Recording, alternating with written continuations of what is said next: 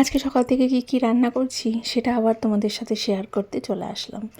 প্রথমেই তৈরি করেছিলাম শাক ভাজা। যেহেতু প্রত্যেক দিন একটা দুটো করে শাক ভাজা করার চেষ্টা করছি, তাই আজকে দুটো শাক একসাথে মিলিয়ে তৈরি করছি। রবিবার দিন যে গেছিলাম বাজার করতে, সেদিন বেশ অনেকখানি শাক নিয়ে এসেছিলাম। একবারে না, এতগুলো শাক আমার নিয়ে আসতে একদম ইচ্ছা করে না, কিন্তু কর্তামশাইকে বললে সে কিছুতেই শোনে না। সে বলে সারা সপ্তাহের শাক একবারে নিয়ে আসো। তাই মোটামুটি সেটার জন্যই বথুয়া শাক, লাল শাক, পালং শাক, তার সাথে ওই যে মেথি শাক, সমস্ত কিছু নিয়ে আসা হয়েছে।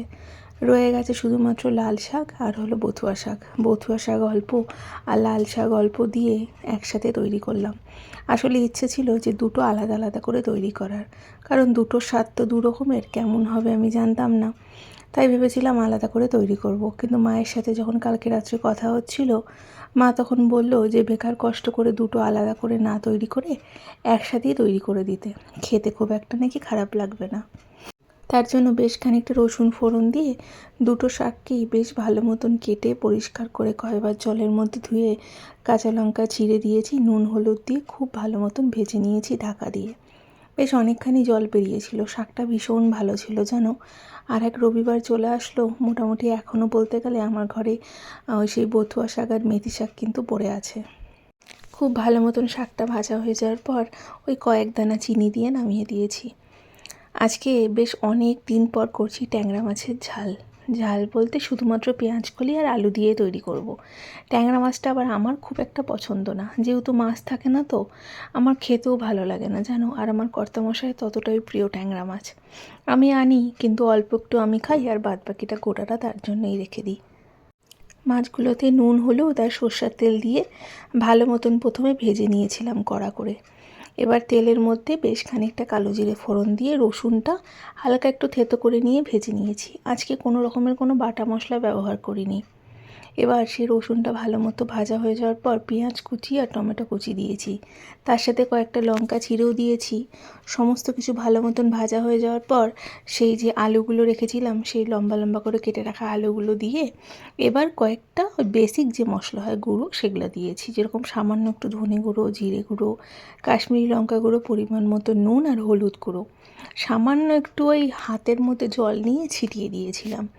এবার সমস্ত আলুগুলোকে ভালো মতন মিশিয়ে নিয়ে পেঁয়াজকলিগুলো দিয়েছিলাম। যেহেতু শীতের শেষ পেঁয়াজকলি, তো এখন আর খুব একটা যে ভালো লাগবে তা না, কিন্তু ওই মাছের সাথে তো একটু ভালো লাগে পেঁয়াজকলি, তাই পেঁয়াজকলিটা দিয়েছি। অন্যান্য সময় না পেঁয়াজকলি না থাকলে ট্যাংরা মাছ আমি আলু, বেগুন আর কয়েক দানা বড়ি দিয়ে তৈরি করি, সেটাও ভীষণ ভালো লাগে খেতে। আমি একটু ঝোলটা ভালোবাসি মাছের থেকে। সমস্ত কিছু ভালো মতন ঢাকা চাপা দিয়ে হালকা একটু আঁচ করে দিয়েছি, যাতে একসাথে ভালো মতো সেদ্ধ হয়ে যায়। অন্যদিকে আমার টিফিনটা আমি বানাচ্ছি। কি করব বলো, একার হাতে সমস্ত কিছু যখন করতে হয়, তখন তো সবটা দিক সামলাতে হয়। তাই একদিকে এটা রান্না করছি, অন্যদিকে আমি আজকে একটুখানি পরোটা আর ডিম ভুজিয়া খেয়েছিলাম পেঁয়াজ আর লঙ্কা ভেজে, সেটাই তৈরি করছিলাম। সমস্ত কিছু ভালো মতন ভাজা হয়ে যাওয়ার পর যে মাছগুলো তুলে রেখেছিলাম, সেই মাছগুলো দিয়েছি। বেশ খানিকক্ষণ সমস্ত কিছু একসাথে মিশিয়ে পরিমাণ মতো জল দিয়েছিলাম। আমার কোন মাছগুলো ভালো লাগে বলো তো? যেই মাছে একদম মানে মাছের অংশটা খুব বেশি থাকে, যেরকম রুই মাছ, কাতল মাছ, চিংড়ি মাছ, তারপর আর মাছ, বোয়াল মাছ, এগুলো মাছে না মাছের পরিমাণটা বেশি থাকে, তাই সেই মাছগুলো আমার ভীষণ ভালো লাগে খেতে। বেশ খানিকটা জল দিয়ে ঢাকা চাপা দিয়ে রেখে দেবো। সমস্ত কিছু তো সেদ্ধ হয়ে গেছে, মোটামুটি আরও একটু সেদ্ধ হওয়া বাকি আছে। বেশ খানিকটা যখন গামাখা হয়ে গেল, অনেকখানি ধনেপাতা দিয়েছি, ওই সামান্য কয়েক দানা চিনি দিয়েছি। এবার নামিয়ে দেব। খুব একটা বেশি ঝোল রাখবো না আজকে জানো, একটু গামাখা হলেই নামাবো। আজকে এই দুটো রান্নাই করেছি, আর কিছু রান্না করিনি। ভেবেছিলাম একটু ডাল বানাবো, পরে আর ডালটা বানাইনি। এটা একটু গামাখা রেখেছি, যাতে ভাতের সাথে মাখিয়ে মাখিয়ে খেতে পারে। প্রত্যেক দিন যা যা রান্না করি তোমাদের সাথে আমার এরকমভাবে শেয়ার করতে ভীষণ ভালো লাগে।